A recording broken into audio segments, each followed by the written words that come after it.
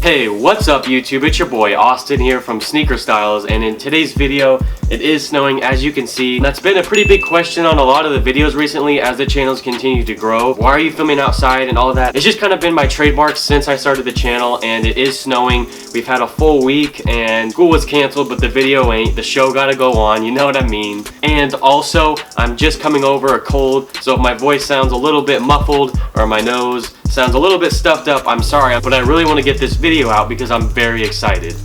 So for today's video, I am bringing you guys episode 3 of the best sneakers for under $100. This is arguably the best series on my channel, with episode 2 just hitting 10,000 views, and for the size of my channel, that's awesome. I cannot thank you guys enough. But for today's video, we are taking a look at a pair of Adidas, so without any further ado, let's get straight into it. So for today's episode, we are taking a look at the Tubular Shadow by Adidas. This model in particular is the knit model, so it does retail for a flat $100, but if you go online, because I got mine particularly in store at Champs, you can find different models of this shoe that are not the knit version for around $110, but for today's video, we're going to stick specifically on the knit version. So this shoe features pretty much an Adidas fly knit upper with what they call a 3D diamond pattern. It honestly looks pretty sick. Again, this shoe comes in multiple colorways. I just grabbed, in my opinion, what I call the ice white colorway. There's also a tan colorway that looks like the Oxford tan, and a black colorway. I will put those images right here next to me so you guys can kind of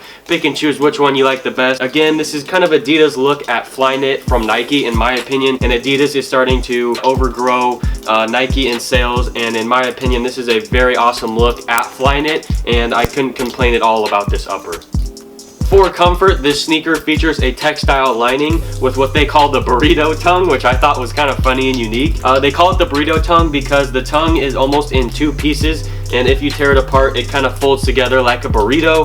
I have no complaints at the end of the day. When I first tried it on, it was a little weird, but when you have the shoe full on tied, it is very comfortable, and the textile lining works great. But at the end of the day, you can't tell a difference between a burrito tongue or just a regular tongue.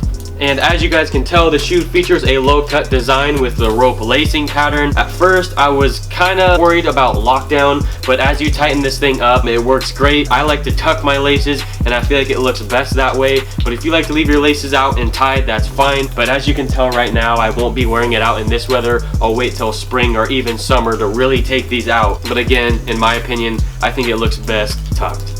Moving on down, this shoe features an EVA tubular midsole, all white, just as we've seen on a bunch of the other tubular models. Again, very durable. I don't see this creasing anytime soon, which is something I really noticed with Nike, and I really think that's where Adidas is stepping up, is especially in the midsole section, and I love all of the tubular shoes. Really, there's not one I hate. So we've been talking about the exterior of the shoe this entire time, and we don't usually tend to talk about insoles too much on the channel in general, but with Adidas, boost is something that's very big, but this shoe does not feature boost. It actually features the Ortholite Performance insole. There's actually a tag on the shoe. This doesn't even come close to boost technology, but it is something that's very comfortable and also lightweight, and it's something that I thought was worth mentioning with the Shadow model.